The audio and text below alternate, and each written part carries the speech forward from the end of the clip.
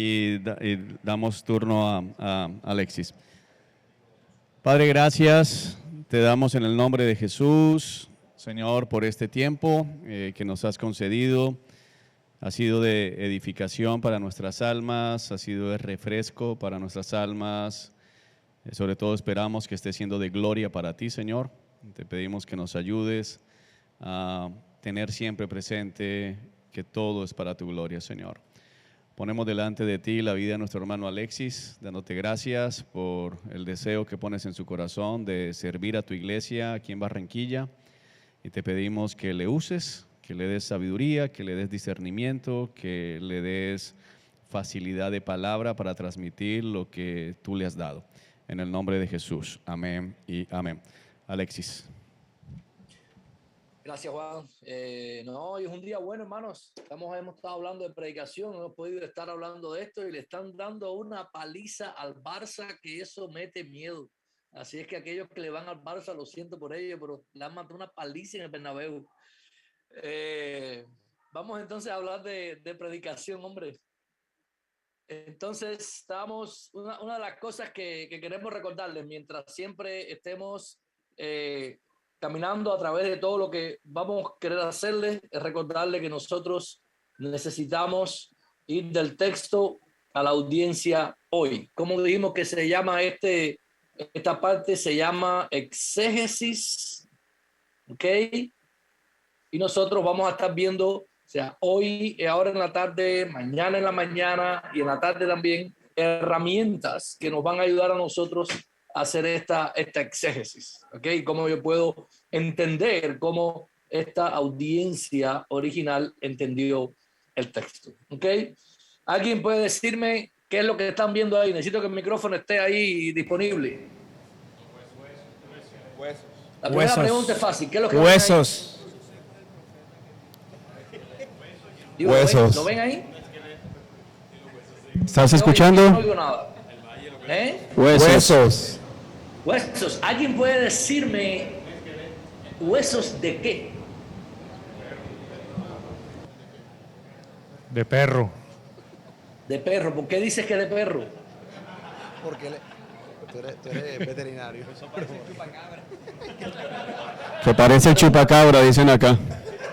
El chupacabra pudiera ser también. ¿Podemos estar seguros de qué son los huesos estos por mirarlos así? No muy seguro, aunque parece que el hermano tiene un doctorado en perrología por ahí. Realmente son de perros, ¿ok? Y cuando ponemos todos esos huesos en su lugar, nos da a nosotros entonces un énfasis, nos da la idea, ¿verdad? Nos da la estructura. Aquí lo que tenemos es simplemente un montón de huesos aleatorios ahí, que lo mismo pueden ser de perro, pudieran ser de gato, pudieran ser de chivo. O sea, hay varias opciones, pero cuando empezamos a armar y poner cada cosa en su lugar, yo tengo entonces un énfasis determinado. Y esto es específicamente de lo que nosotros queremos estar hablando mientras estemos en esta tarde hablando acerca específicamente de la estructura de un texto y cómo yo necesito entender y comprender la estructura de un texto para saber entonces cuál es el énfasis que el autor está dándole a este texto. Hablando de predicación expositiva, la definición más sencilla que yo he oído es esta: el punto principal del texto es el punto principal de la exposición. ¿Ok? Yo necesito entender cuál es el punto principal del texto, porque ese punto principal del texto, ese punto que el autor original tenía en mente para su audiencia, es el mismo punto que yo necesito transmitirle a mi audiencia hoy en día. Entonces, esa es quizás la definición más sencilla de una predicación expositiva. Y miren algunas cosas interesantes en cuanto nosotros hablamos de predicación. Es posible ser fiel a toda la enseñanza de la Biblia como un todo y a la vez ser infiel al texto que yo tengo delante de mí. Y repito esta idea de otra manera, ¿ok? O sea, nosotros podemos tomar un texto de la Biblia, leer el texto de la Biblia, predicar el texto de la Biblia de una manera en que yo no predique nada que es herejía, de una manera en que de hecho esté acorde con todo lo que la Biblia enseña y a la vez y respetar completamente este texto. Un ejemplo, ¿de qué habla primero los Corintios 13? ¿Alguien puede decirme rápidamente qué le viene a su mente cuando piensen primero en los Corintios 13? No, De los dones. el amor. El amor, ¿verdad? ¿Cuándo usualmente usamos primero los Corintios 13 nosotros? ¿Qué día lo usamos? Lo usamos el 14 de febrero, lo usamos en la boda, lo usamos en momentos que tienen que ver con eso. Y yo puedo predicar acerca del amor, acerca de 1 Corintios 13, y yo no me voy a equivocar, ¿ok? Porque yo lo que voy a predicar del amor ahí está bien, porque es parte de lo que dice el texto, pero si yo realmente predico solo del amor de 1 Corintios 13, yo estoy irrespetando completamente el texto que tengo delante de mí, porque el punto que Pablo está haciendo aquí, en este parte de la primera carta a los Corintios, es acerca de los dones espirituales y no del amor.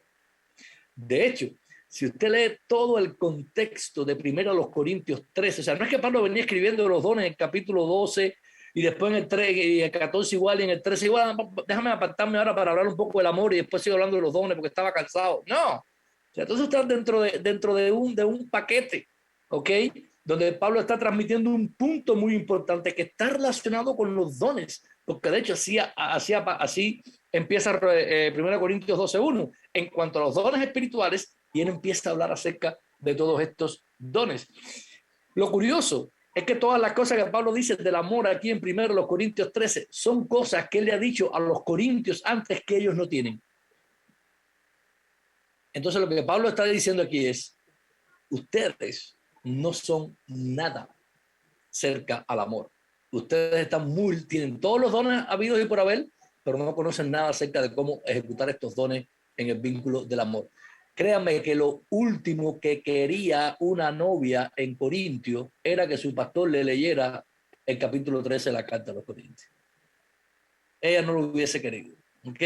Entonces, y eso es a lo que me refiero. Es importante que nosotros prediquemos el punto, ¿ok? El punto, el amor está aquí, hay cosas que aprendemos aquí, pero el punto que Pablo está haciendo va mucho más allá y está completamente imbricado o entretejido entre los capítulos 12 y 14, donde él está hablando acerca de los dones y la manera en que estos dones deben de ser puestos en práctica.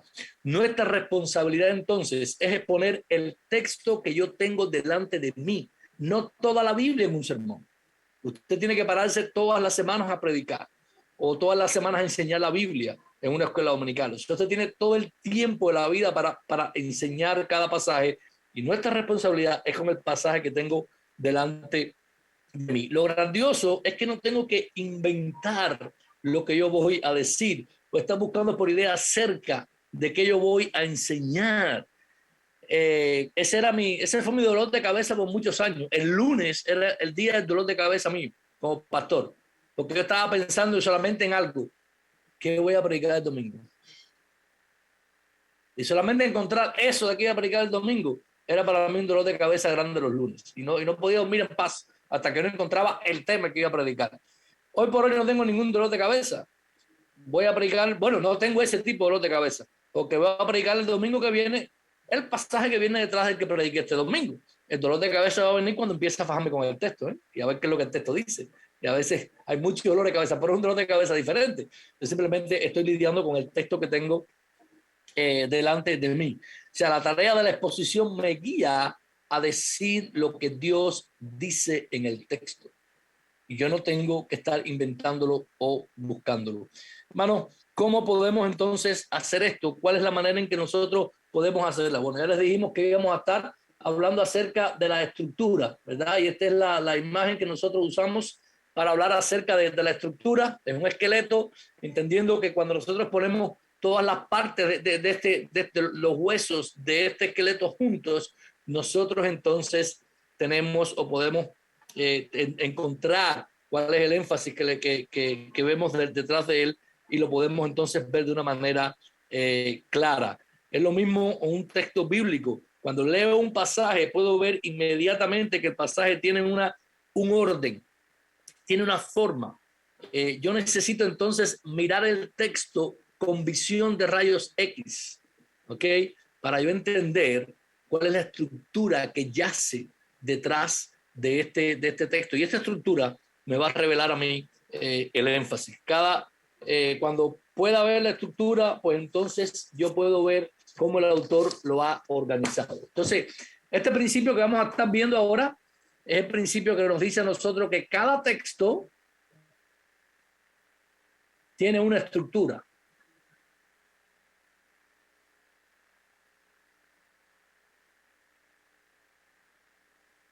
Y esta estructura me revela a mí el énfasis del texto. ¿Para qué por qué necesito descubrir cuál es esta estructura? Bueno, pues cuando yo entiendo la manera en que el autor ha estructurado el texto, entonces yo puedo encontrar cuál es el énfasis, cuál es el punto principal que él está haciendo. Yo puedo encontrar cuál es la idea central que él está intentando transmitir, ¿verdad? Entonces, a eso es lo que me ayuda a unir la estructura. No hacemos la estructura con un fin en sí mismo, sino con el único objetivo de que ésta me lleve a ver cuál es el énfasis que el autor está haciendo en este texto. Encontrar cómo las partes de la estructura encajan unas con otras nos va a revelar a nosotros cuál es el énfasis. Vamos a estar viendo algunos ejemplos más adelante. Entonces, como maestros de la Biblia, nosotros queremos encontrar dónde radica el peso del pasaje. Queremos encontrar el énfasis del autor. Y fíjense que el lenguaje que estoy usando es un lenguaje que dice que nosotros vamos a encontrar, vamos a descubrir. Yo no me tengo que inventar la estructura del texto. ¿Okay? Aquí estamos hablando en descifrar lo que el autor nos ha dado. Aquí no estamos hablando en cómo yo voy a organizar mi pasaje para yo predicarlo o enseñarlo. Eso lo vamos a ver después, el sábado. En este tiempo, ¿verdad? Recuerden que estamos aquí en esta parte del rectángulo. Yo necesito simplemente hacer un exégesis, como la audiencia original lo entendió. Entonces, este es el momento donde yo me doy a la tarea de descubrir. Descubro qué es lo que el autor, qué es lo que el Espíritu Santo ha inspirado en boca del autor en este texto específico. Entonces yo me doy a la tarea de descubrir. Queremos descubrir entonces esta estructura para llegar al énfasis. Y no queremos que nuestra enseñanza enfatice un punto que el texto no quería enfatizar. Y eso nos pasa mucho. Cuando nosotros no estamos claros de cuál es el énfasis que el autor está intentando darle a su audiencia, nosotros vamos a enfatizar o lo que más nos guste en el texto, o lo que más creamos que es la necesidad de nuestra iglesia, o cualquier otra cosa que se nos ocurra. Y realmente lo que tenemos que hacer es enfatizar lo que ya el autor había estado enfatizando. ¿Cómo lo hacemos entonces? ¿Cómo yo puedo llegar entonces aquí? ¿Cómo yo puedo encontrar ese énfasis? Bueno, es aquí donde hay algunas estrategias que a nosotros nos pueden ayudar a entender cómo es que el autor ha organizado su texto. Recuerden, es como si estuviésemos haciendo una ingeniería a la inversa. Ahora queremos ver qué había en la mente del autor, cómo él lo hizo, cómo él lo puso y cómo esto entonces funciona para nosotros. Entonces, si usted quiere hallar la estructura de un texto, ¿qué usted cree que le ayudaría? ¿Qué tendría que hacer? Díganme algunas ideas que tengan. Bueno, leer el párrafo completo. Mano, cada vez que le hagamos preguntas acerca de la predicación y usted quiera responder algo sin fallar, leer nunca va a fallar. Leer y leer. O sea, cuando estamos hablando de un texto, usted necesita leer el texto, volverlo a leer y volverlo a leer. O sea, es simplemente el hecho de sentarse con el texto y leer el texto que tengo delante de mí cuantas veces pueda y cuantas veces sea necesario. ¿Qué más me puede ayudar? Pensando en la estructura. Ideas o palabras repetidas.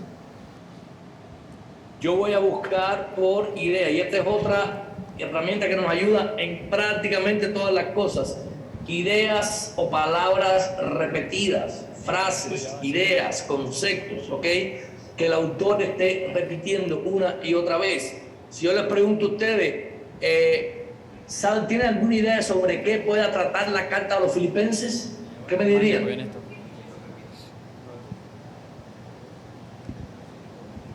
¿Alguien sabe de qué puede tratar la carta a los filipenses? Contentamiento. Contentamiento, gozo. ¿Por qué tú crees que trata de eso?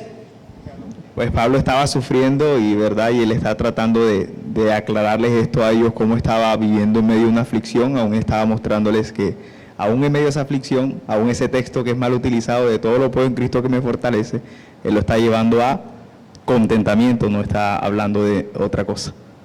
Y porque en toda la carta, en todos los capítulos, una y otra vez, ¿saben qué palabras se repiten? Gozo, gozo, y regocíjense, y contentamiento. Una y otra vez Pablo repite la idea, repite la palabra, repite el concepto del gozo que era necesario. Y entonces eso nos ayuda a nosotros a hacer. Otra de las cosas que nos ayudan, y esto es importante, hermanos, si ustedes van a ser predicadores y maestros de la Biblia, es una traducción literal de la Biblia. ¿Ok? Ustedes necesitan una traducción literal de la Biblia. La traducción literal, los autores, los editores se esfuerzan por traducir cada palabra y siempre poner la misma palabra. Unos mejores que otros, pero esa es la idea de una traducción literal. La traducción dinámica lo que hace es que nos quiere dar la idea ya de lo que el autor quiere dar. No es que estén nada en contra de las traducciones dinámicas, aunque hay algunas que son muy malas y hay otras que se pueden usar. Para hacer de estructura no sirven las dinámicas, porque el autor, el editor, no le interesa para nada darle a usted la misma palabra. Lo que le interesa es darle una idea o un concepto que usted pueda entender claramente. Entonces, se buscan traducciones literales, ¿verdad? Traducciones literales en español, que más usa la Reina Valera, es literal, ¿ok? La Biblia de las Américas,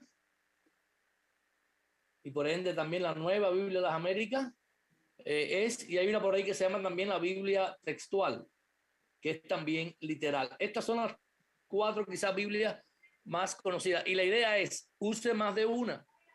Cuando usted esté en su estudio y haciendo la tarea de exégesis, sobre todo la estructura, lea varias versiones. Porque hay veces que no todos los autores, pues, los editores, perdón, ponen la palabra de la misma manera. Entonces, es bueno tener varias ediciones que nosotros podamos tener a nuestra disposición. Estas son como las herramientas generales que nos ayudan a nosotros.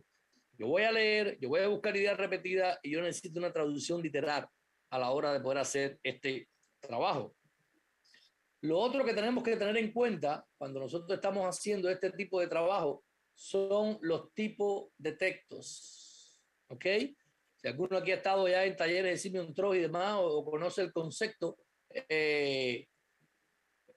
pueden decirme qué tipo de texto ustedes conocen que hay en la Biblia, los más comunes que encontramos en la Biblia. Bueno, está el tipo de texto poético, el epistolario, que es la carta, el narrativo. Poético. Narrativo, profético, sí, exacto, discurso, epístola. O sea, fíjense que estamos hablando de tipo de texto, ¿ok? No estamos hablando de género literario. El género literario es diferente. O sea, si vamos a ver cuántos géneros literarios hay en la Biblia, hay alrededor de 6 géneros literarios. ¿Alguien me menciona alguno de estos géneros literarios que encontramos en la Biblia? Evangelios. Están los evangelios. Ajá. ¿Qué más? Profecía. Libros proféticos. Apocalíptico. Hay literatura apocalíptica. Ajá. Sabiduría. Sabiduría. ¿Qué más? Me falta uno del Antiguo Testamento y uno del Nuevo Testamento. Son 6 en total. Está la narrativa del Antiguo Testamento, ¿verdad? Históricos. Los libros históricos entran dentro de la narrativa del Antiguo Testamento. Y en el Nuevo Testamento, las cartas, ¿okay? Las epístolas, como tal, es un género literario. Entonces, hay 6 géneros literarios, ¿ok? Pero el género literario no me ayuda mucho para yo hacer la estructura. El género literario simplemente se han agrupado libros de una manera tal que son similares en contenido, en lo que están ofreciendo, pero no realmente están ofreciendo este otro tipo de cosas. Entonces, yo necesito tener esto en mente, ¿ok? A la hora de poder hacer. Entonces, ¿qué sí me interesa? Bueno, esto sí es lo que me interesa. ¿Cuáles son los tipos de texto que yo tengo delante de mí? Y vamos a dedicarle un poco de tiempo hoy a cada uno de estos. Hermanos, es importante que entiendan esto. Les estamos dando una introducción a la predicación. Es corto el tiempo y en realidad lo que nosotros buscamos, más que transmitirles conocimientos a ustedes, es desarrollarles vuestras habilidades en cómo hacerlo. Y va a ser imposible en este tiempo, porque uno, porque no estamos allá, dos, porque no tenemos todo el tiempo determinado, pero yo sí les animo a que ustedes vayan a talleres en Simeon Trust donde puedan poner en práctica estas cosas y también pues lo pongan en práctica ustedes. Entonces vamos a ver hoy aquí brevemente una introducción a estos tres tipos de texto y cómo yo puedo encontrar la estructura en cada uno de ellos, ¿ok? Pero solo entiendan que esto lleva trabajo y que lleva tiempo para nosotros poder dedicarle a ellos, ¿ok? Vamos entonces a empezar con la poesía, que fue el primero que estuvieron mencionando ahí. Primero, ¿dónde encontramos nosotros, fíjense que estoy hablando de tipo de texto, textos poéticos en la Biblia? ¿Dónde los podemos encontrar? ¿Alguien que los haya visto? ¿Dónde? Salmos. Salmos. ¿Dónde más hay textos poéticos? Los proverbios. Proverbios. ¿Dónde más? Cantar de Cantares. Dígalo. Cantar de Cantares. Cantar de Cantares. ¿Dónde más? Alexis, ¿estaría mal decir que en toda la Biblia? No, no estaría para nada mal. En toda la Biblia nosotros vamos a encontrar textos poéticos, ¿ok? O sea, en Génesis encontramos poesía. Sí, tenemos el canto de Moisés y de María cuando terminan después, cuando pasan el Mar Rojo. O sea, y en otros lugares también, la primera parte del Génesis pues, es poesía. Todo lo que está hablando de la creación, primer capítulo 1, capítulo 2, es poesía. Los profetas, ¿saben por qué no predicamos tanto a los profetas y le tenemos tanto miedo a los profetas? Porque no entendemos cómo funciona la poesía. Porque la mayor parte de los profetas está escrito en textos poéticos. Y yo necesito entender cómo funciona la poesía para yo poder entonces entender lo que el autor está intentando transmitir. En los evangelios yo encuentro poesía. ¿Ok? En las cartas yo encuentro algunos textos poéticos también. El Apocalipsis lo tiene. O sea, usualmente vamos a encontrar este tipo de texto en todos. Por eso es importante el tipo de texto y no el género, porque en todo género literario nosotros vamos a encontrar este tipo de texto de poesía. ¿Alguien sabe cómo se estructura una poesía? ¿Cuál es la unidad básica de una poesía? ¿Alguien sabe?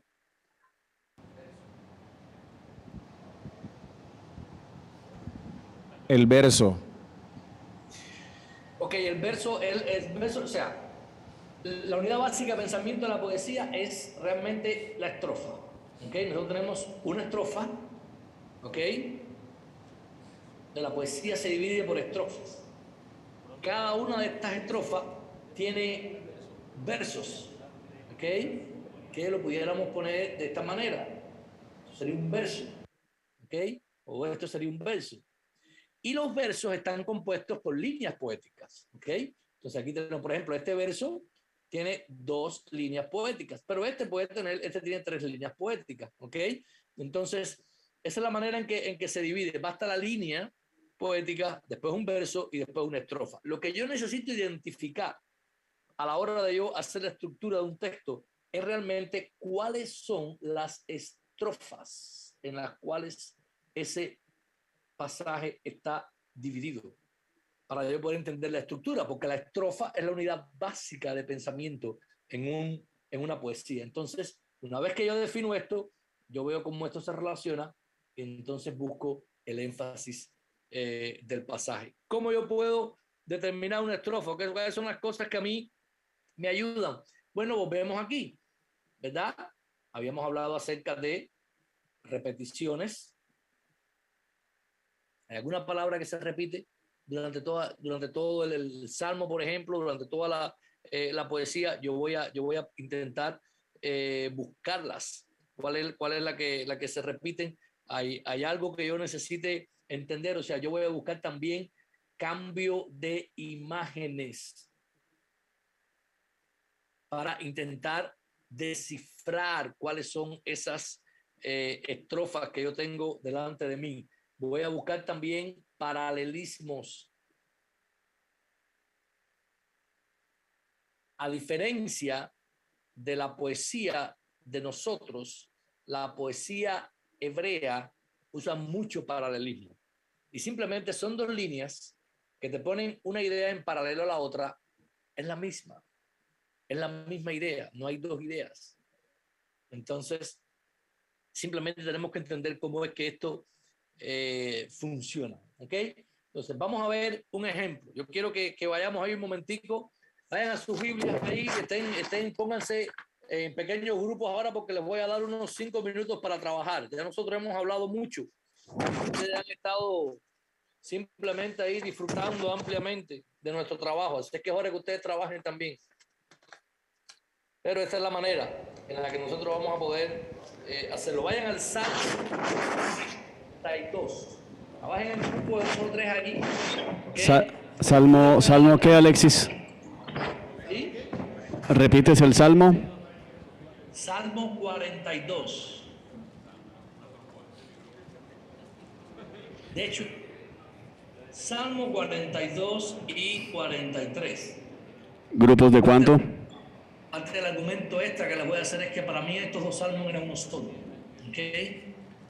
Entonces, vamos al Salmo 42 y 43. Yo quiero que ustedes ahí, o sea, si ustedes tienen una edición de la Biblia que les muestre, o sea, el editor de la Biblia usualmente les va a dividir ustedes la poesía en lo que ellos entiendan que hay una estrofa. ¿Ok? Pero ese es su entendimiento. Usted no tiene que amarrarse a él, porque eso es lo que él está entendiendo. A veces hay Biblias que tienen este signo, ¿ok? Delante de una estrofa. A veces hay Biblias que te ponen, por ejemplo, el versículo bíblico, te pone el 1, y cuando va a empezar otra estrofa, los demás te los ponen internos, ¿ok? Y cuando va a empezar otra estrofa, entonces te lo vuelve a poner aquí afuera. Este está diciendo que él entiende que del 1 al 4 hay una estrofa y que a partir del 5 empieza otra. Y a veces simplemente usted va a ver que el editor te dejó un espacio más grande entre una estrofa y la otra. O sea, si usted mira en su Biblia, usted se da cuenta de que ellos usan varios recursos para dejarte decir lo que ellos entienden que es una estrofa dentro de una poesía. Vamos a ir al Salmo 42 y 43. Y vamos entonces, lo primero que yo quiero que ustedes busquen aquí es la primera herramienta que vimos. Busquen repeticiones. Vamos primero a que alguien lo lea en voz alta, este salmo, y mientras lo vayan leyendo, miren ver si ustedes pueden captar alguna repetición que puedan ver aquí. Salmo 42 y 43. Como el ciervo anhela las corrientes de agua, así suspira por ti, oh Dios, el alma mía. Mi alma tiene sed de Dios, del Dios viviente. ¿Cuándo vendré y me presentaré delante de Dios? Mis lágrimas han sido mi alimento de día y de noche, mientras me dicen todo el día, ¿dónde está tu Dios? Me acuerdo de estas cosas y derramo mi alma dentro de mí, de cómo iba yo con la multitud y la guiaba hasta la casa de Dios, con voz de alegría y de acción de gracias con la muchedumbre en fiesta. ¿Por qué te desesperas, alma mía, y por qué te turbas dentro de mí? Espera en Dios, pues he de alabarlo otra vez por la salvación de su presencia. Dios mío, mi alma está en mí deprimida, por eso me acuerdo de ti.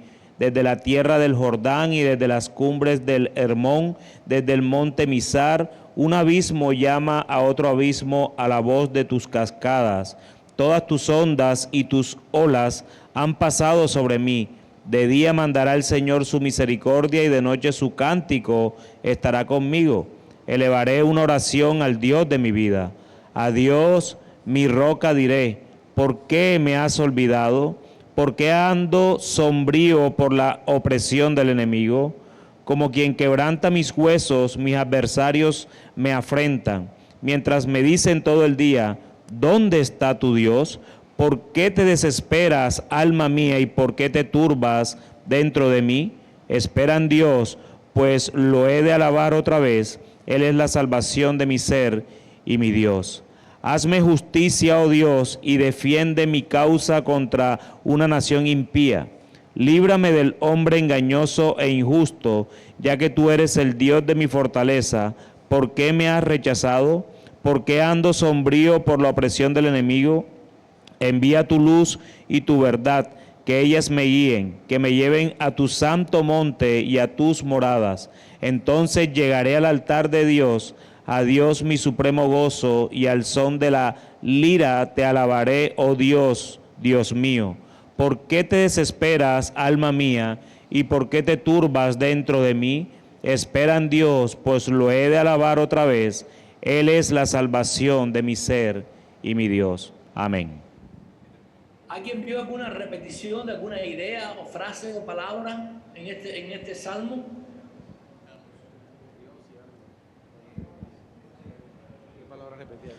Alma mía y Dios. ¿Dónde lo ves? ¿En qué versículo lo ves? En el 42 está en el 1, en el 2, alma. En el 4 también está, en el 5, 6. ¿Qué dice 42.5? Vamos a ver si reconocemos alguna frase como tal que le esté repitiendo. Alguien que lee 42.5 de nuevo. ¿Por qué te abates, oh alma mía, y te turbas dentro de mí? Espera en Dios, porque aún he de alabarle, salvación mía y Dios mío. ¿Se repite esa frase en algún otro lugar del Salmo?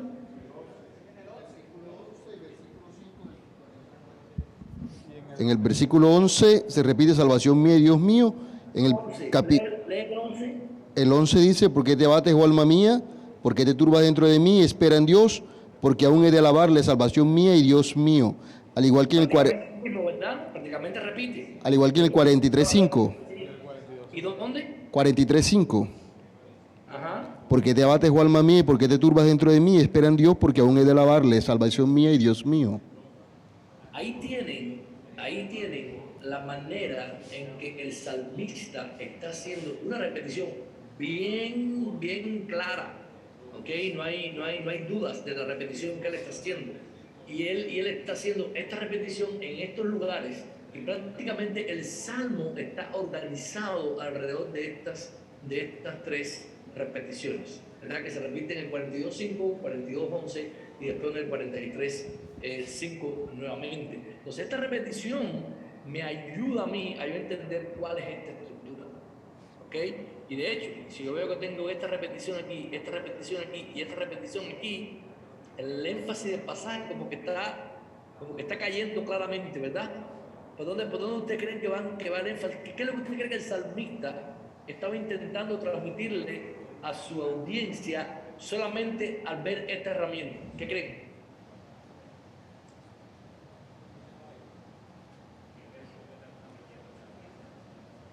¿Qué creen ustedes que el salmista quería que hiciera su audiencia? Ahí vaya. Que Él es el único Dios que salva. Exactamente. Y le está diciendo, no importa por lo que estés pasando, no importa por lo que haya, espera en Dios, porque Él te va a salvar. ¿Ok? Y fíjense cómo esta repetición me ayuda, ¿verdad? A yo ver esto, y de hecho yo puedo dividir este salmo en estas tres partes, ¿verdad? Porque hay una repetición estructural que nos está hablando de una manera clara, y esa es una de las maneras. Entonces, 3 puntos como todo bautista. Aquí coincide, pero no siempre son 3 puntos. Es lo que el texto me está diciendo, ¿ok? Y hay tres de eso. Yo no tengo la culpa que el salmista haya sido bautista, así que tranquilo. Este salmista es bautista. Entonces, o sea, tenemos aquí este énfasis, o sea, espera en Dios, no te abatas, no te desesperes, alma, espera en Dios. Y después entonces condiciones por las cuales yo debía esperar o cosas malas porque estaba pasando y el punto es mismo, espera en Dios, porque te abates, ¿ok? Y tenemos entonces esa repetición que me ayuda. Otra manera que le dijimos de cómo delimitar las estrofas era a través del cambio de imágenes. ¿Ok? Vamos a un salmo que yo creo que no es muy conocido. ¿Alguien que lee ese salmo un momentico ahí? ¿Quién lo puede leer? ¿Quién lee? Si lo van leyendo, por favor, miren a ver si ustedes logran identificar qué imágenes está usando aquí el autor. Salmo 23. Jehová es mi pastor, nada me faltará. En lugares de delicados pastos me hará descansar. Junto a aguas de reposo me pastoreará. Confortará mi alma, me guiará por sendas de justicia por amor a su nombre. Aunque ande en valle de sombra y de muerte, no temeré mal alguno, porque tú estarás conmigo. Tu vara y tu callado me infundirán aliento. Aderezas mesa delante de mí en presencia de mis angustiadores. Unges mi cabeza con aceite, mi copa está rebosado. Ciertamente el bien y la misericordia me seguirán todos los días de mi vida, y en la casa de Jehová moraré por largos días. ¿Qué imágenes usa aquí el autor? ¿Alguien identificó alguna imagen? Usa dos imágenes. Usa primero la del pastor y sus ovejas y usa después la del servidor con el que adereza la mesa, es decir, como un anfitrión y un invitado. Es algo así. La imagen del pastor que va del versículo 1 al 4, ¿verdad? Y después entonces tenemos la imagen de una cena que va del versículo 5 al versículo 6. Entonces, fíjense cómo las dos imágenes que él está usando me ayuda a determinar a mí cuáles son las estrofas de este salmo. Entonces, yo voy a buscar por repeticiones, pero yo voy a buscar también imágenes. Hay muchas imágenes en la poesía. Está llena de imágenes, hermanos. ¿Okay? Por ejemplo, cuando usted va también hablamos de los profetas ahorita, cuando usted va a los profetas, hay muchísimas imágenes. Usted lee Habacuc y lee la primera parte del libro de Habacuc y esta descripción que hace de los caldeos del imperio babilónico, los versículos a partir del 5, capítulo 1 del 5 hasta el 12, o sea, los pone como leones, como caballos que vuelan, como, o sea, son imágenes. Ellos realmente no vuelan, ellos realmente no hacen ninguna de estas cosas, pero la imagen es vívida, ¿ok? Y entonces hace que ellos puedan recordar más y es la manera que él está usando y yo tengo que entender entonces cómo funciona para yo poder ver, o sea, no hay mucho dilema en yo poder entender cómo está el autor estructurando o qué está intentando decir. A veces, otra de las cosas que sea, a pesar de que de las repeticiones, como vimos, los cambios de imágenes, hay una tercera cosa que nos ayuda a nosotros en la poesía, ¿verdad? En cuanto a descubrir cómo el autor lo ha hecho. Y a veces simplemente hay cambios en la voz que está usando el autor, ¿ok? O la persona hablando.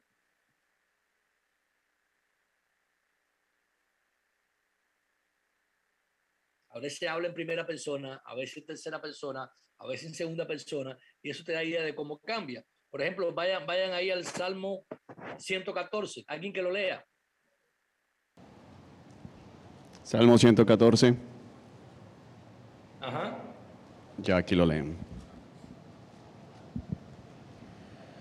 Cuando salió Israel de Egipto, la casa de Jacob del pueblo extranjero, Judá vino a ser su santuario e Israel su señorío.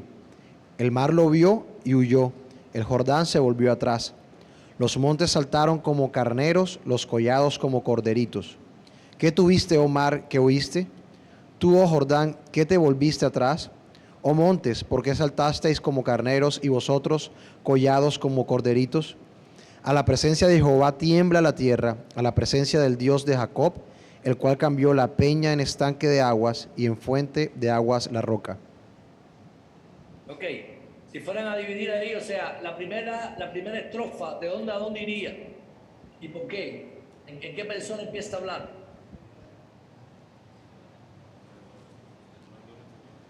Levanten la mano. Bueno, yo considero del versículo 1 al 2. Habla de... bueno, en el del 1 al 2 habla Dios con su pueblo, hablando de Israel, en el versículo 1 y 2. O sea, está hablando en tercera persona. ¿Cómo habla ahí? ¿Cómo habla? Lee, empieza el versículo ahí. Lee Cuando salió, está hablando en el versículo 1 dice, cuando salió Israel de Egipto, la casa de Jehová del pueblo extranjero. O sea, está hablando en tercera persona, ¿verdad? Cuando él salió de Egipto, cuando Israel salió. Estamos analizando la gramática. ¿Y el 3 cómo empieza? ¿Cómo sigue el 3? Mi pregunta es si lo dejas en el 2 o lo puedes llevar un poco más allá de la estrofa. Pero no sé, está preguntando él. Y lo miró el mar y huyó, el Jordán se volvió atrás. En el 3 dice, lo miró el mar y huyó el Jordán, se volvió atrás, los montes saltaron como carneros y los collados como corderitos. ¿En qué persona está hablando ahí? Igual. También en tercera persona, pero parece que cambiara el sujeto. Pero no la persona. Está hablando No, la persona no, pero sí el sujeto, ¿no? Exacto. Entonces, está hablando en tercera persona, ¿ok? Y muchas veces ustedes noten esto, los salmos cambian a veces la persona y a veces te cambia completamente. Y del 1 al 4 pudiese considerar, bueno, quizás probablemente aquí haya una estrofa, una unidad del 1 al 4, porque está hablando en tercera persona acerca de Israel y acerca de lo que pasó cuando él se fue. ¿Cómo empieza a hablar en el 5? ¿Qué te pasa, Omar, que huyes, y a ti, Jordán, que te vuelves atrás? Ahí está ya en segunda persona. Y exactamente, está hablando en segunda persona y son preguntas retóricas, ¿verdad? 5 y 6 es segunda persona y es retórica. ¿Dónde cambia después? En el 7, cuando dices, tiembla, oh tierra, ante la presencia del Señor, ante la presencia de Dios de Jacob, que convirtió la roca en estanque de agua y en fuente de aguas el pedernal. Y aquí entonces pues cambia, ¿ok?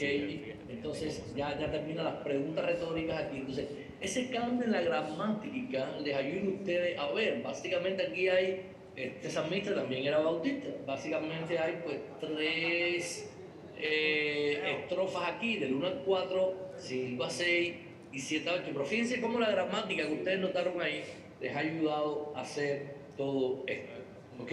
Entonces, eso es lo que tenemos que ir buscando cuando nosotros estamos hablando acerca de esto. Hay otras maneras en que los autores de la Biblia a veces dividieron las estrofas. A veces usan recursos literarios específicos. Un ejemplo de esto es el Salmo 119. No les voy a pedir que lo lean porque si no, no vamos a poder terminar hoy de hacer la instrucción esta. Pero, ¿alguien sabe cómo está dividido el Salmo 119? ¿Alguien sabe qué recurso literario usó el autor aquí? ¿Un acróstico? ¿Con qué? Con el alfabeto hebreo, los 22 caracteres. O sea, él está usando el alfabeto hebreo para usar cada estrofa, empieza con la primera letra. Y son 8 versículos. O sea, Entonces, Aleph, Bet, o sea, él simplemente empieza y cada estrofa, él usó un recurso literario y él fue a través de todo el alfabeto hebreo para darnos cada una de sus estrofas. Entonces, sabemos específicamente cómo él lo dividió, ¿ok? Y a veces ellos usan ese tipo de recursos las menores veces. Entonces, recuerden que esto nos ayuda, ¿ok? Y esto nos ayuda entonces para que yo pueda determinar cuál es el énfasis. Pero lo primero entonces que yo hago cuando tengo un texto poético delante de mí es cuáles son las estrofas, ¿ok? Y yo entonces después digo de qué trata cada estrofa y cómo estas estrofas se relacionan entre ellas. Y ese es el ejercicio que hago cuando yo tengo entonces este tipo de texto delante de mí. ¿Ok? Vamos a coger entonces 5 minutos para que se estiren ahí Estamos en 5 minutos de vuelta para ver los otros 2 tipos de textos que nos faltan. 5 minutos, hermanos.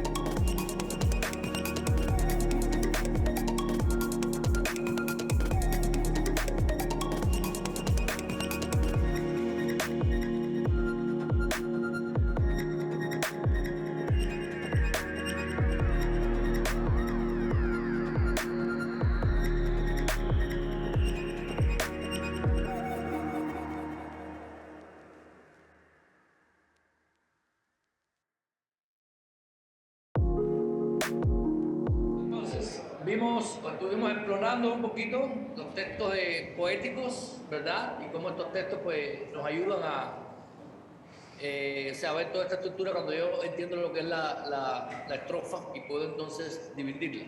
Hay otro tipo de texto, habíamos hablado de la narrativa. ¿Ok? La narrativa básicamente es cuando alguien nos está contando una historia. ¿Ok? Entonces yo voy a estar viendo una historia. Usualmente cuando yo estoy viendo la historia yo necesito fijarme en algunas cosas. Yo voy a ver las escenas. ¿Ok? A veces hay varias escenas dentro de una historia. A veces hay una sola. Pero tengo que fijarme entonces en esas escenas que tiene la historia.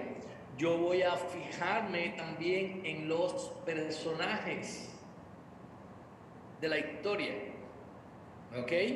Y a veces, básicamente aquí hay personajes que son principales, personajes que son antagónicos, ¿ok?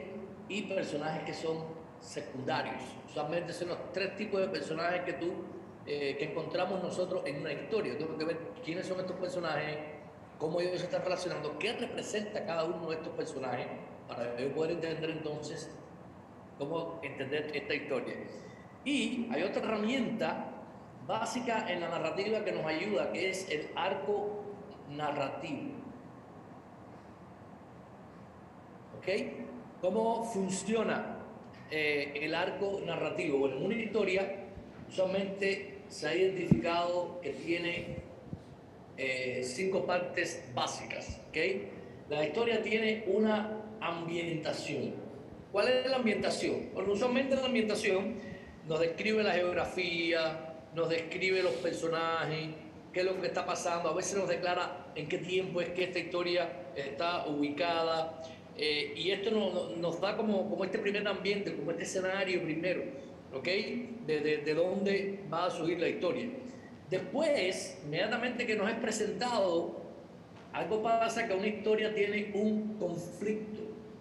No existe una historia si no hay conflicto.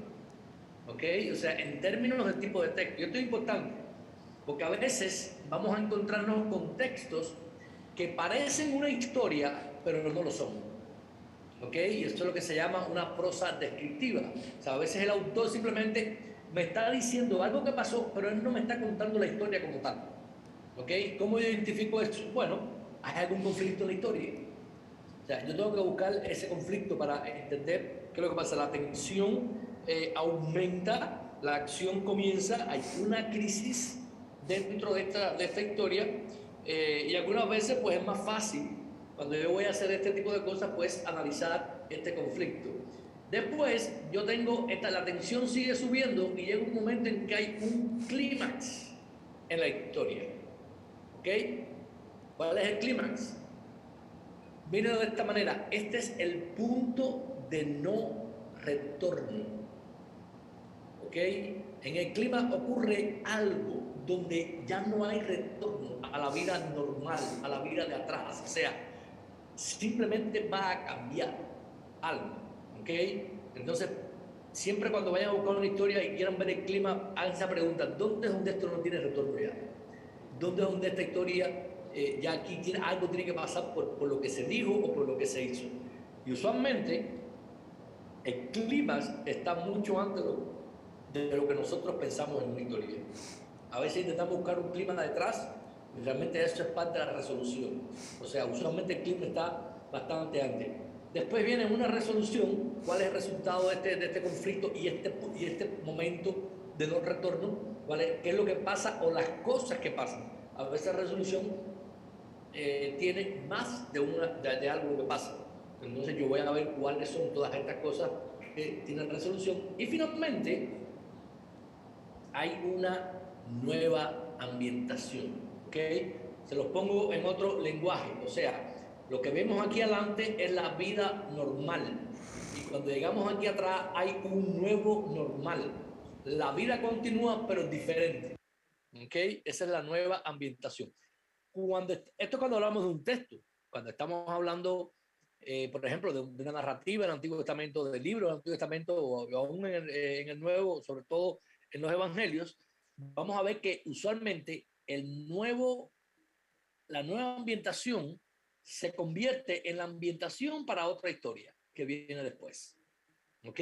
Porque están encadenadas, usualmente unas con otras. Entonces, pero del texto que yo tengo, yo lo voy a analizar así. ¿Cuál es el mensaje de la historia? En una historia, miren, el mensaje de la historia es la historia. Si usted analiza bien la historia, si usted entiende lo que está pasando en la historia, pues entonces usted va a captar cuál es el mensaje, porque recuerden que esto está escrito en un tiempo donde, sobre todo en el Antiguo Testamento, donde las personas no tenían la habilidad de poder tener la Biblia en la almohada de su casa. ¿Ok? Y era una cultura bastante oral. Entonces las narrativas estaban diseñadas para que ellos pudieran recordar lo que se estaba. Por eso es toda esta historia donde hay un conflicto, donde hay un clima, una resolución y una nueva ambientación. Así funcionan las historias. ¿Ok? Vamos a ver entonces alguna pregunta en cuanto a las historias, para entonces ir a ver un ejemplo.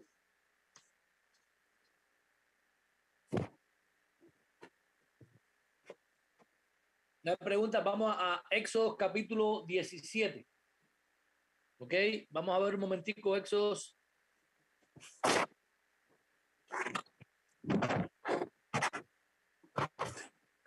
Aquí que lea Éxodo 17 del 1 al 7. Éxodo 17 del 1 al 7. Ajá. Toda la congregación de los israelitas marchó por jornadas desde el destierro de Sin, conforme al mandamiento del Señor. Acamparon en Refidim y no había agua para que el pueblo bebiera. Entonces el pueblo discutió con Moisés y le dijeron: danos agua para beber.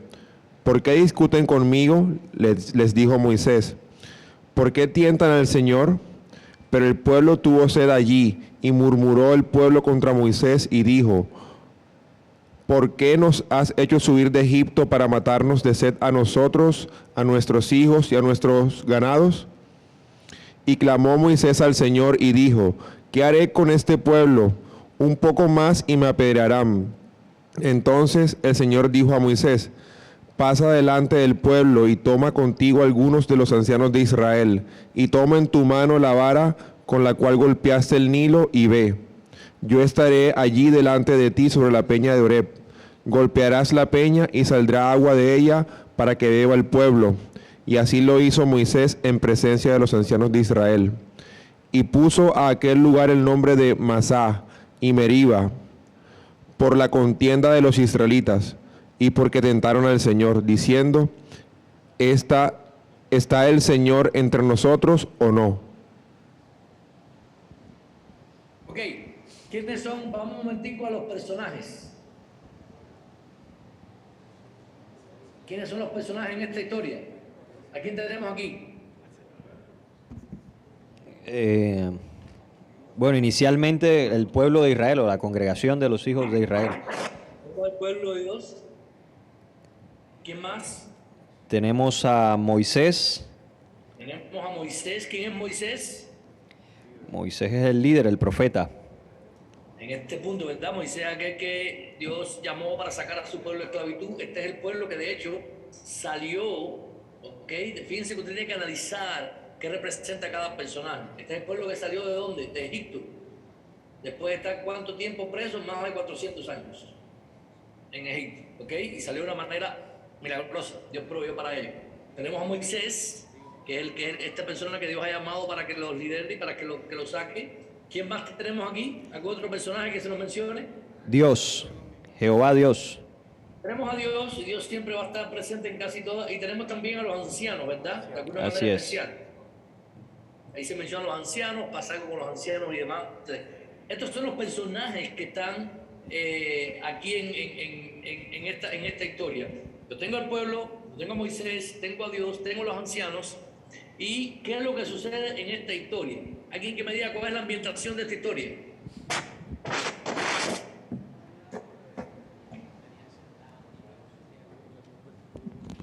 Versículo 1 dice que la congregación de los hijos de Israel partió del desierto de Sin por sus jornadas, conforme al mandamiento de Jehová, y acamparon en Refidim, y no había agua para que el pueblo bebiese. Exactamente, o sea, ellos, aquí se nos dice qué es lo que está sucediendo, se nos pone esta circunstancia. Recuerden esto. Esto es una historia que Moisés escogió para ponernos en sus libros, para transmitirle un mensaje al pueblo. ¿Ok? Entonces yo tengo que pensar primero por qué Moisés escogió esta historia. No es simplemente porque pasó. Recuerden, pasaron muchísimas otras que no están ahí. Hubo muchas otras cosas que pasaron en la vida de Jesús, como dice Juan al final, pero no están, Juan no las puso. ¿Por qué? Porque no es el objetivo. ¿Okay? Él escogió, son historias escogidas para transmitir un mensaje. Entonces, esa es la importancia que tiene. ¿Qué es lo que yo veo entonces aquí? Bueno, tenemos esta invitación. ¿Cuál es el conflicto de esta historia? Y esto puede ser un poco tramposo aquí en esta historia.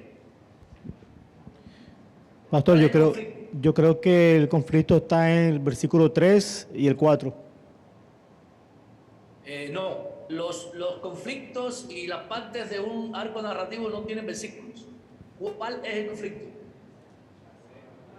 Ustedes los ponen después de dónde a dónde va, pero yo lo que estoy preguntando es ¿cuál es el conflicto? El conflicto sería la pregunta es esta, ¿hay un solo conflicto aquí? Yo lo que considero es que el conflicto es la confianza en el Señor. Están colocando en duda si el Señor está realmente alrededor de ellos. Ok, ahí tienen una de las partes del conflicto. ¿Sí, hermano, qué tú querías decir? El conflicto era que no había agua. Ok, hay dos probables conflictos. Ok, y eso ténganlo presente porque a veces las historias no son tan sencillas como ellas parecen. A veces encontramos más de un conflicto y tenemos que determinar entonces cuál es el conflicto principal. ¿Okay? Entonces tenemos un posible conflicto, es que no hay agua. O no hay agua o puede ser parte de la ambientación o puede ser ya el conflicto. Si no hay agua, es parte de la ambientación, ¿cuál sería el conflicto entonces? Estoy dando solo opciones, no hemos determinado todavía cuál es el conflicto. ¿Cuál es el otro conflicto? Creo que Pablo lo mencionó por allá. Hay casi que un amotinamiento del pueblo en contra de Moisés. Hay como un amotinamiento ahí, ¿verdad? O sea, ellos se están rebelando contra Moisés, ¿verdad? Y contra Dios. Entonces, ¿cuál creen ustedes que es el clímax de esta historia?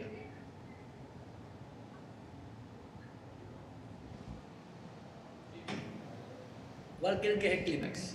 Puede ser, Alexis, puede ser el clímax, la muerte que ellos mismos están diciendo que los iba a matar de sed como tal. ¿Dónde? ¿Dónde ves eso? En el... ¿Por qué nos has hecho subir de Egipto para matarnos de sed a nosotros, a nuestros hijos y a nuestros ganados?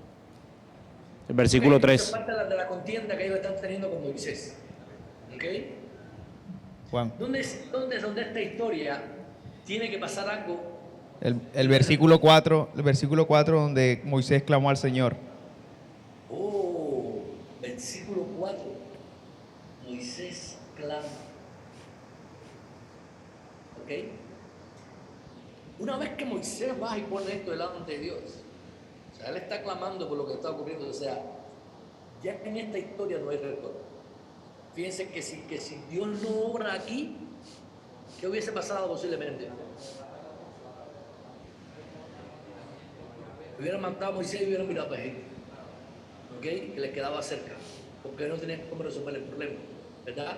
O sea, aquí o Dios obra y algo pasa, o simplemente ya esto tiene, o sea, aquí no hay marcha atrás. O sea, fíjense que en el versículo 4 ya encontramos este clima. Y si ese es el clima, ¿cuál es el conflicto entonces? ¿Por qué clama Moisés? ¿Porque no hay agua? ¿O por qué clama Moisés? Por el reclamo del pueblo. A ver. Por la contienda que tienen. ¿Ok? Entonces fíjense cómo ya empezamos a ver, bueno, parece que el problema de que no había agua es parte de la ambientación, de lo que está ocurriendo en esta historia. Y el conflicto es que ellos están intentando, o sea, contendiendo con Moisés a punto de culparle que iban a morir y a punto de hacer cualquier cosa como él. ¿cuál es la resolución entonces? Si entendemos que 4 es el clima, ¿cuál es la resolución de esta historia? ¿Qué pasa en la resolución?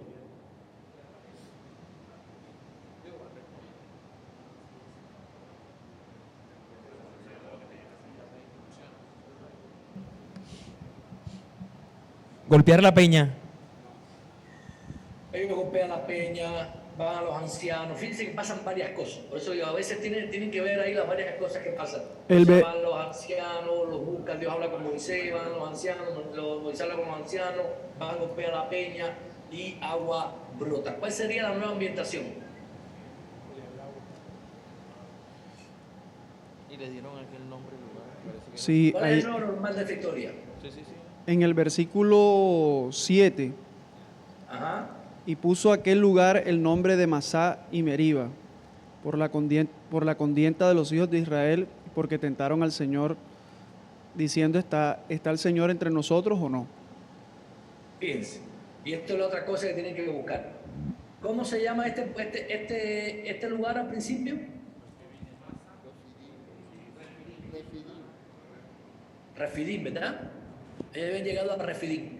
Siempre busquen, cuando ustedes hagan esto, hay cosas que les van a ayudar a entender si ustedes están entendiendo bien la historia. Van de nuevo a la ambientación. ¿Cuál fue la ambientación? Bueno, ellos llegan a Refidim y no hay agua. ¿Cómo termina el pasaje? Ellos terminan cambiándole el nombre, ya están en Masá y Meriba, a recordar que ellos habían contendido, y fíjense cómo eso nos ayuda, de hecho, a ver el énfasis aquí. Entonces, fíjense que hay una relación directa entre la ambientación y la nueva ambientación, ¿ok? Y eso usualmente ocurre. Usted tiene que ir a ver esas dos cosas. Cuando usted esté haciendo ese ejercicio, es siempre muy importante, cuando usted quiere ver, busque primero cuál es el conflicto de la historia, ¿ok? Una vez que usted termine el conflicto, las demás partes como que caen ya en su lugar, ¿ok? Y lo otro es que cuando yo tengo esto delante de mí, ¿dónde está el énfasis en una historia? Bueno, el énfasis está aquí. El clímax, parte del conflicto y parte de la resolución. ¿Okay? Yo voy a buscar ese punto climático y parte de lo del conflicto y la resolución para entender cuál es el énfasis que Moisés me está dando con esta historia. ¿Hay muchos detalles en esta historia? Sí. Ahora, mi trabajo como intérprete y como predicador es buscar cuál es el énfasis, cuál es el punto principal que estaba haciendo aquí Moisés cuando él pone esto, ¿ok? Y de alguna manera, pues lo que vemos aquí es que, o sea, aquí no hay agua, el pueblo contiende, aquí hay agua después de que el pueblo contendió, Moisés está clamando aquí, de alguna manera, pues Dios está proveyendo agua a pesar de la contienda, ¿ok?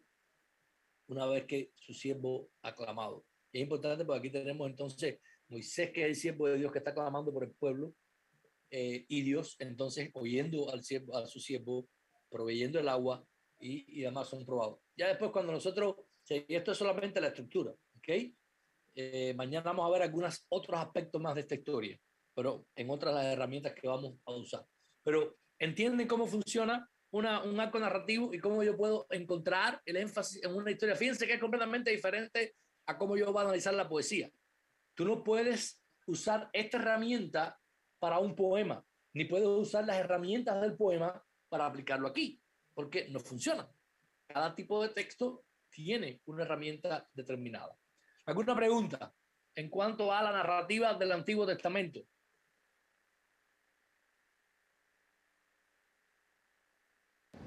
Sí, claro, una pregunta. ¿Cuál es el énfasis en ese texto? Aquí voy yo lo que yo dije del énfasis. Aquí quiere decir qué más o menos que entendieron del énfasis. Entendemos que el énfasis en esta historia está en el clímax o en este tipo de literatura, que en este caso sería la contienda del pueblo contra porque no había agua. Y Dios de alguna manera respondiendo. Por eso el clima es el clamor de Moisés al Señor, ese es el clímax, ¿no? Habíamos hablado de eso. Okay. Pero Por eso. dice que también incluye parte del conflicto y parte de la resolución. Sí, es que cuando Moisés clama al Señor es por el conflicto que tiene, pero el mismo Señor ahí le da respuesta a lo que tiene que hacer, o sea, el clima, la solución y el conflicto lo tiene el Señor ahí mismo. Por eso el sermón se llama Yo estaré allí.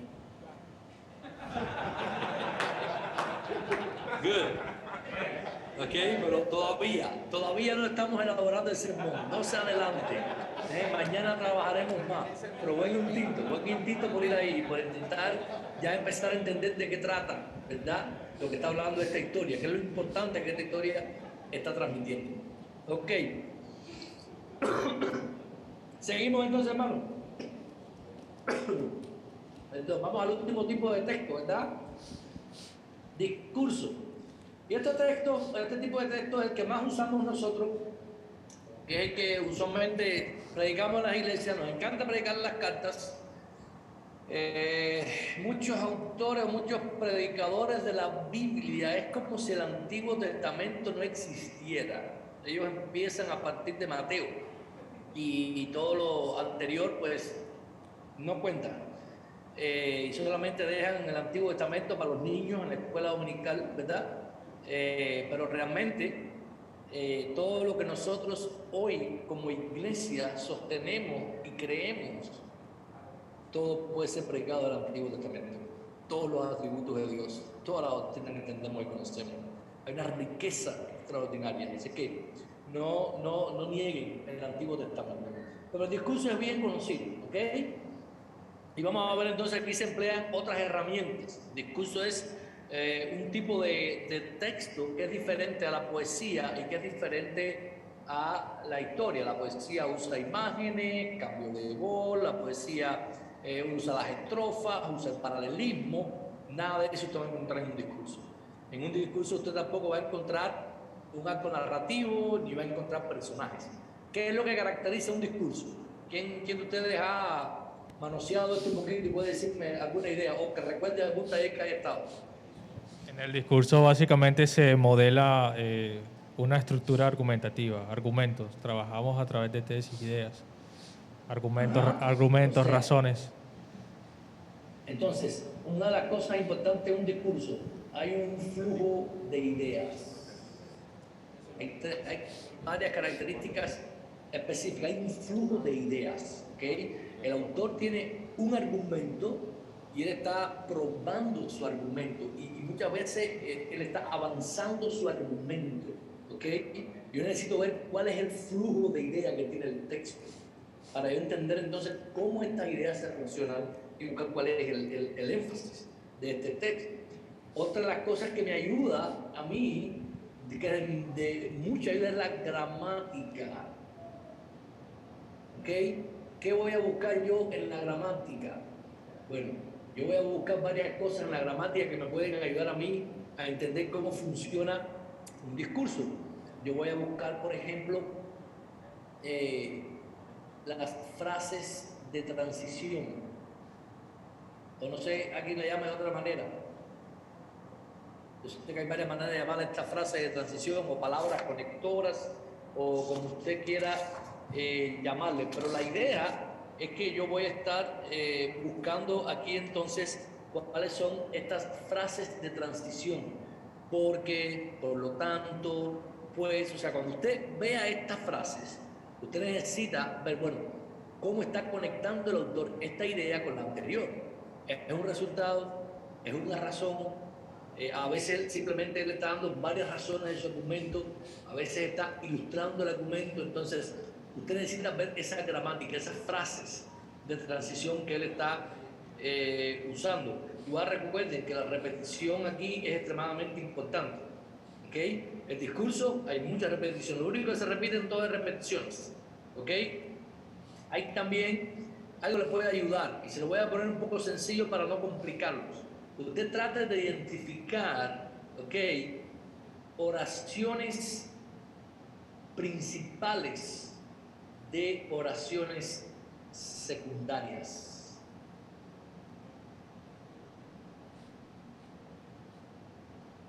A veces el autor comienza con una oración principal y todo lo demás son razones, o todo lo demás son explicaciones, o todo lo demás son ilustraciones. ¿Okay? O a veces incluye razones, explicaciones, ilustraciones. Entonces, si usted identifica muchas veces cuál es la oración principal, usted tiene énfasis. ¿Ok? Porque si hay solo una oración principal y otras oraciones que son secundarias, entonces usted tiene el énfasis del pasaje aquí. Porque lo que usualmente hacen las oraciones secundarias, repito, es explicar, es dar razones, es ilustrar, es desarrollar más el argumento, pero el argumento es el mismo. El argumento está aquí arriba. Y esa es la manera en que el discurso funciona. ¿Okay? Un argumento o una tesis que es explicada, o que es ilustrada, o que es razonada. Entonces, esto es otra de las maneras en que la gramática a mí me ayuda a poder encontrar de qué está hablando el Señor. Estas son las cosas fundamentales que nosotros podemos encontrar en un discurso. Quizás el más que nosotros hemos visto, ¿verdad?, a la hora de hacerlo. Así que vamos de todas maneras a ver ¿qué hora es? Sí, tenemos ahí unos minutos para poder ver un ejemplo cortico. Vamos a Primera de Pedro.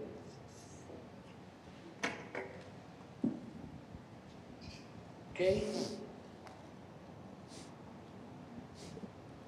Vamos a ver Primera de Pedro, capítulo 1, versículo del 3 al 12. ¿Alguien que lo lea? Primera de Pedro 3, Primera de Pedro 1, del 3 al 12, perdón. Bendito sea el Dios y Padre de nuestro Señor Jesucristo, quien según su gran misericordia nos ha hecho nacer de nuevo a una esperanza viva mediante la resurrección de Jesucristo de entre los muertos, para obtener una herencia incorruptible, inmaculada, y que no se marchitará reservada en los cielos para ustedes. Mediante la fe ustedes son protegidos por el poder de Dios para la salvación que está preparada para ser revelada en el último tiempo, en lo cual ustedes se regocijan grandemente, aunque ahora por un poco de tiempo, si es necesario, sean afligidos con diversas pruebas, para que la prueba de la fe de ustedes, más preciosa que el oro que perece, aunque probado por fuego, sea hallada que resulta en alabanza, gloria y honor en la revelación de Jesucristo, a quien sin haber visto ustedes lo aman, y a quien ahora no ven, pero creen en él, y se regocijan grandemente con gozo inefable y lleno de gloria, obteniendo como resultado de su fe la salvación de sus almas. Acerca de esta salvación, los profetas que profetizaron de la gracia que vendría a ustedes diligentemente inquirieron y averiguaron, procurando saber qué persona o tiempo indicaba el Espíritu de Cristo dentro de ellos al predecir los sufrimientos de Cristo y las glorias que seguirían. A ellos les fue revelado que no se servían a sí mismos, sino a ustedes, en estas cosas que ahora les ha sido anunciadas mediante los que les predicaron el Evangelio por el Espíritu Santo, enviado del cielo, cosas a las cuales los ángeles anhelan mirar. Entonces, yo les voy a... ¿alguien notó si hay alguna oración primaria o principal en este pasaje donde se deriva todo el argumento que después Pedro está realizando?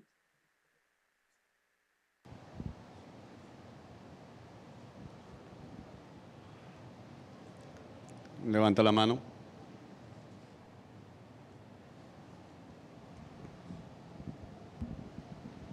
Bueno, creo yo que está en el verso 3, cuando dice que según su grande misericordia nos hizo renacer para una esperanza viva por la resurrección de Jesucristo de los muertos.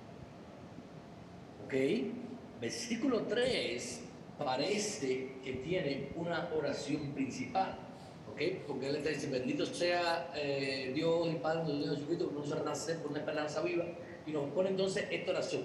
Vamos a ver si esto funciona de esta manera, ok.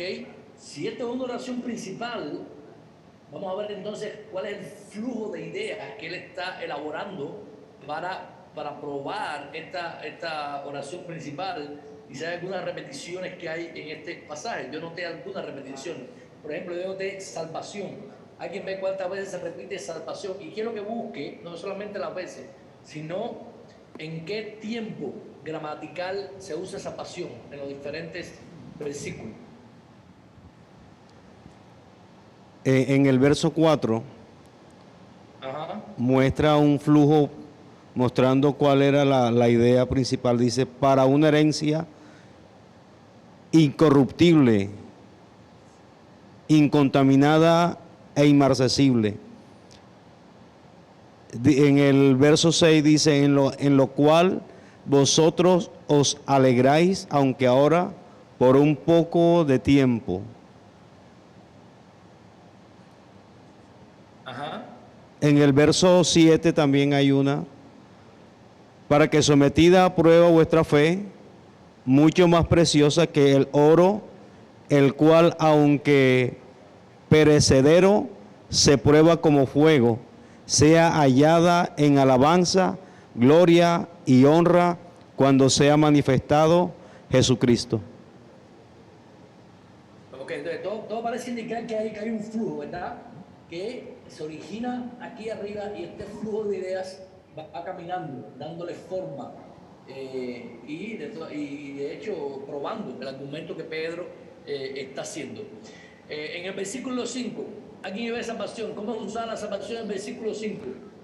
Para alcanzar la salvación que está preparada, que será manifiesta, futuro.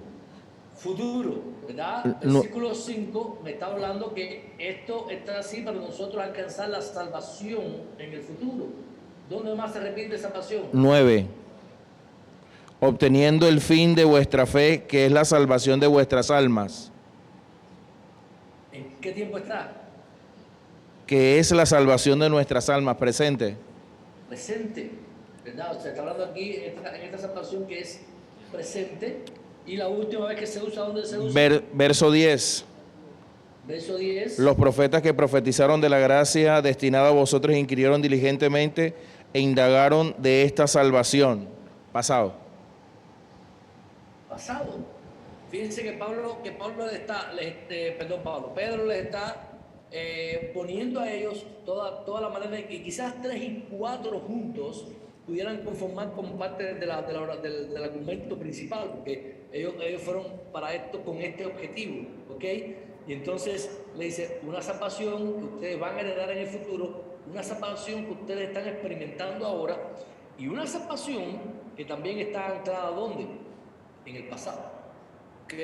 Que los profetas indagaron, y de hecho no solamente en el pasado, sino que fue modelada por Cristo, aquí al final.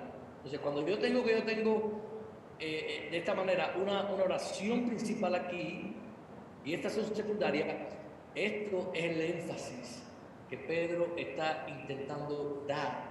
Pedro está intentando transmitirle a ellos la esperanza que ellos tienen a ellos haber sido renacidos para una herencia gloriosa, la cual será mayor en el futuro, la cual con dificultades pero con gozo experimentamos en el presente y la cual fue profetizada en el pasado y el mismo Cristo la modernó. Entonces, fíjense cómo el flujo de las ideas que él está haciendo y la gramática me ayuda a mí entonces a ver, todo me está apuntando a mí a que realmente este es el argumento de Pedro. ¿Ok? Y esta es la manera en que él apoya este argumento. Y esa debería ser la manera también en que nosotros pues, tomamos todo esto y lo podemos predicar. ¿Ok? ¿Alguna pregunta, mis hermanos? Yo sé que es demasiada información. Yo odio hacer esto porque no puedo ayudarles a desarrollar estas habilidades a través del Zoom y mucho menos en tan poco tiempo intentar esto. O sea, hay un taller para cada uno de estos tipos de textos, ¿ok? Entonces, pero bueno, dudas que puedan tener hasta aquí, otras maneras en que ustedes creen que podamos ayudarles, pues estamos a vuestro servicio.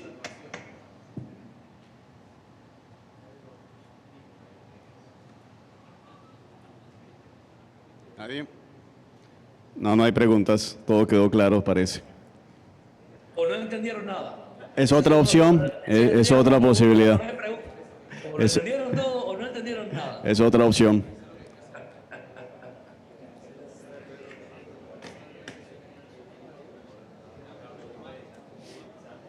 Aquí hay una pregunta, Alexis. Bueno, es como pregunta y a la vez como un comentario. En las cartas, ¿verdad? Que es donde vemos el modelo del discurso, es posible que hayan varios discursos, así como acabas de explicar tú en este fragmento de Pedro. O sea, en este pequeño fragmento encontramos una tesis, ¿verdad? Y que él argumenta en estas tres partes que vimos, pero hay cartas que, no sé, a las Juaninas, que son bien corticas, puede verse también una sola tesis argumentada en una sola carta, de manera general. Sí, seguro. O sea, depende de la carta. Filemón, te vas a encontrar algunas de ellas que son tan cortas que simplemente hay un solo argumento que ellos quieren trasladar, y entonces ellos pues apuntan a ese argumento, ¿okay? Y el énfasis es claro y sencillo en esas. Se complica más en esta, se complica en Romano, Corintio, es un poquitico más larga. Tengo una inquietud, mi hermano, en el género que estábamos tocando anteriormente del arco narrativo. ¿Siempre el énfasis lo vamos a encontrar en el clímax o ahí en el ejemplo que se citó, pues se señaló en el clímax, o puede estar entre el clímax y la resolución, o hay otra forma en este género específico de encontrar el énfasis? O sea, en las historias es clima, y dijimos que no solamente era clima, dijimos que es parte del conflicto y parte de la resolución. ¿Okay? Juegan un papel importante. No todo el conflicto de resolución, sino es como aquí en la cumbre, ¿ves? O sea, en esta pequeña cumbre de aquí, usualmente se encuentra el conflicto. Incluye todo el clímax, pero también parte del conflicto y parte de la resolución. ¿Okay? O sea, las historias están elaboradas de una manera tal que ahí radica el mensaje principal que el autor quiere transmitir. Para eso se elaboran las historias. Gracias. Yo tengo una pregunta, y es en cuanto al discurso. ¿Cómo puedo estar seguro que el versículo que he escogido es ciertamente el énfasis? ¿Qué herramientas puedo tener yo para cuando yo realice la exégesis estar completamente seguro de que precisamente ese es el énfasis del texto? Perfecto. Esto es bienvenido a la vida de un pastor, o sea, y de un intérprete. O sea, esta es la manera en la que nosotros ponemos todo nuestro empeño en entender qué es lo que el texto está diciendo, ¿ok? Y a veces lo vamos a entender bien, a veces no lo vamos a entender bien, a veces lo vamos a entender a medias, ¿ok? Pero yo creo que lo importante es que mientras nosotros estemos en todo este proceso, estamos intentando ver cómo funciona. O sea, y no siempre funciona. Esto es un ejemplo que les quise poner, que es un ejemplo bastante sencillo y fácil de ver, en el sentido de que vemos una declaración aquí al principio y cómo simplemente está siendo documentada, ¿ok? Pero no siempre es así. Hay textos que son extremadamente, o sea, estructuralmente difíciles de entender cómo es que el autor está organizando todo este argumento, pero es simplemente poniendo no solamente una herramienta. Fíjense que primero fuimos a la herramienta de qué me parece a mí que es una oración primaria y que es secundaria. Después vimos, hay alguna repetición que yo veo aquí en este pasaje, y analizamos incluso cuál es el flujo de ideas que estaba viendo. O sea, es poner todas las herramientas en función. Y entonces eso es lo que te va a ayudar a determinar si hay o no una oración primaria dentro del pasaje y cómo tú puedes entonces entender el énfasis que el autor está dando.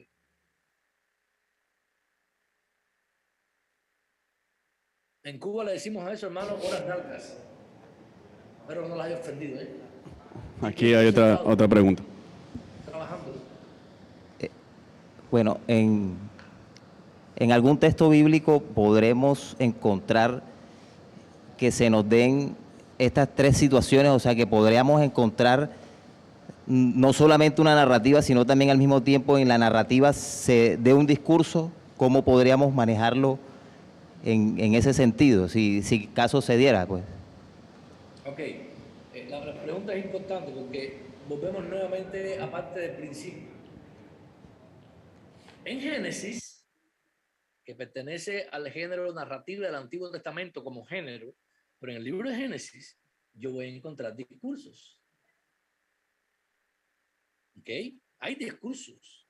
Entonces, lo que tú tienes que identificar, la primera tarea tuya, es decir, este texto que me toca predicar hoy, ¿qué tipo de texto es? ¿Ok? Esa es la primera tarea. Tienes que identificar si estás en presencia de una poesía, o de una historia, o de un discurso. Y ese es el primer paso, para entonces aplicar la herramienta que es. Pero no, o sea, si te vas a encontrar a veces, o sea, el Evangelio de Juan es un poco complicado estructuralmente hablando por la manera en que Juan escribe, ¿ok? Y Juan alterna entre una historia y discurso, pero dentro de ese misma, si tú encuentras, por ejemplo, que hay una historia, es una historia, ¿ok? Tú tienes que ver la historia como un todo.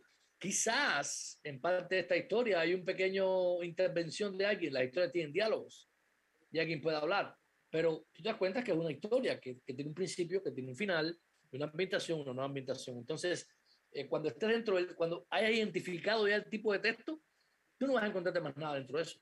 O sea, es una historia y tienes que tratarla como una historia, aunque quizás alguno de los personajes haga una pequeña intervención con un discurso pequeño. Pero eso está en el contexto de una historia y tienes que ver la historia como un todo para poder entenderla.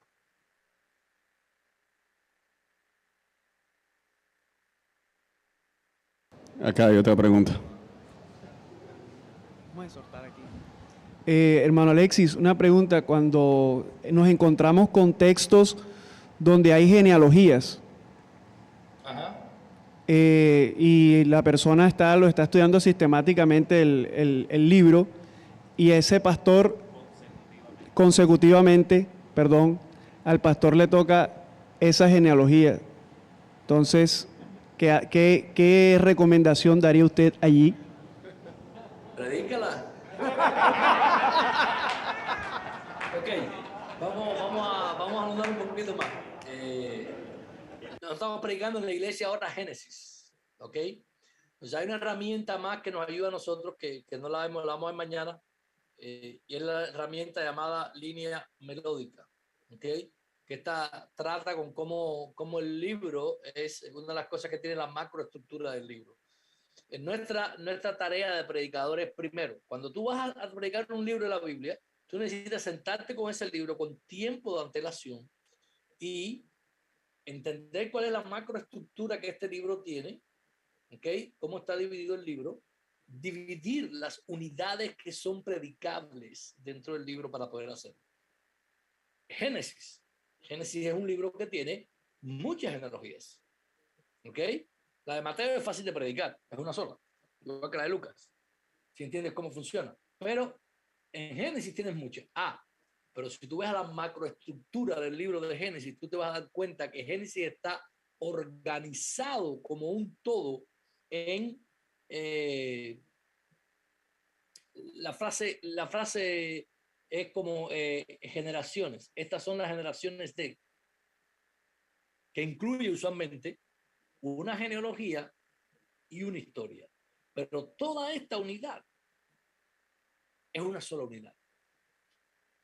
Entonces, cuando yo he predicado Génesis y yo he predicado estos, o sea, lo que tengo en mi mente es una palabra, pero es la manera en que se pone en hebreo, que se repite una y otra vez en Génesis, y por eso lo podemos vivir así, que es Toledot. O sea, esa es la palabra que significa generaciones o son las historias. A veces cuando tenemos en español no podemos entender, pero esta palabra se repite una y otra vez en Génesis, ¿ok? Y te divide el libro en las grandes generaciones que tiene Génesis, empezando por la historia de la creación, después la de Adán, después la de Set, después la de Set, y él sigue así caminando a lo largo de ella. Entonces, yo predico y veo cómo esta genealogía funciona en toda esta macroestructura, porque esto es una unidad literaria en sí misma, no simplemente la genealogía. Ese es el caso de Génesis y en cómo funciona. Entonces, yo necesito entender cómo el libro funciona como un todo para yo poder entonces decidir de dónde a dónde lo predico. Usualmente cuando estoy predicando Génesis, mis porciones de predicación son largas, ¿ok? Y les voy a decir una cosa, las genealogías dicen mucho más de lo que nosotros creemos. No están puestas ahí simplemente porque, no, están dándonos información extremadamente importante para que entendamos esta historia que viene aquí, ¿ok? Y cómo ellas funcionan. De hecho, analizar las genealogías de unos y de otros en los diferentes macroestructuras de Génesis te ayuda a entender lo que Moisés está haciendo. Entonces, lo que lleva es trabajo de antemano, decidir dónde vas a poner la unidad literaria y dividirlo de esa manera.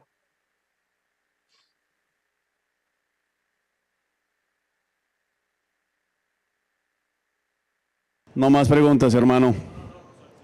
Ah, sí, que hay una más, la última.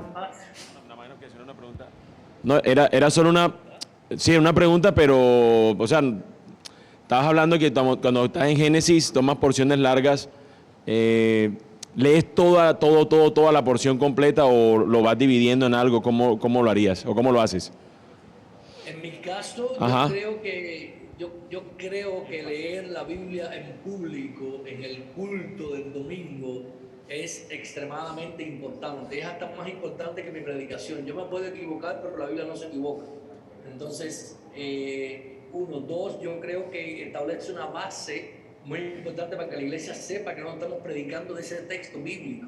¿Okay? Entonces, lo que yo hago cuando tengo porciones tan largas que incluyen 3 capítulos, a veces 4 capítulos, es que yo tengo en un momento del culto, usualmente antes de que yo predique, o le pido a una pareja de la iglesia que lea el pasaje, o le pido a un hermano que lea el pasaje, y lo leen por mí para yo no leerlo yo, y después la predicación, y que sea canción, por lo menos. Pero sí, hermano, en mi iglesia nosotros leemos completo el texto que toca, sin dejar nada fuera. Gracias, Alexis, hermano, por tu tiempo el día de hoy. Esperamos que descanses y contar con tu apoyo el día de mañana. Que Dios te bendiga. Gracias, hermano. Un placer estar con ustedes acá y nos vemos mañana. Amén. Ánimo, no se sientan abrumados. Gracias, hermano. Listo, hermanos. Información rápidamente. Todavía estamos dentro del tiempo. Así que prestemos atención para podernos ir rápido. Allá el grupito de atrás lo voy a separar, el de J. A J. Muy bien. Información rápida. Entonces, el inicio del